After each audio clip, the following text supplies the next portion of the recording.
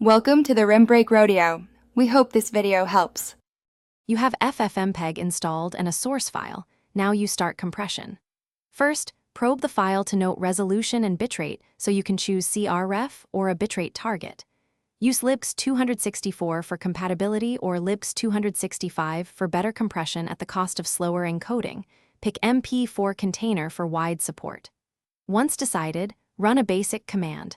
Ffmpeg I input MP4C vlibx 264 CRF 23 preset medium C, a copy output.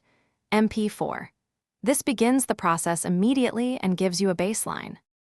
Once the baseline runs, refine quality and size by changing a few flags.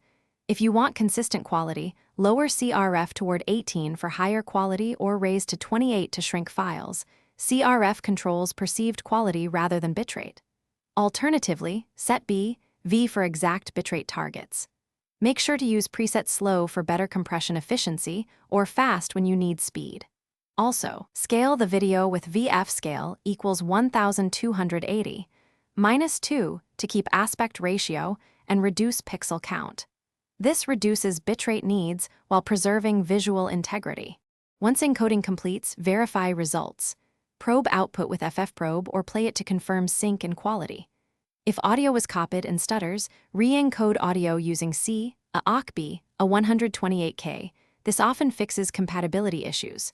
If file size or quality is off, tweak CRF or preset and rerun a short test clip to save time. When things go wrong, read the Ffmpeg console output for errors, then adjust parameters. Changing CRF by 2 or switching presets usually resolves most problems quickly. Thanks for watching. Consider subscribing if we helped you.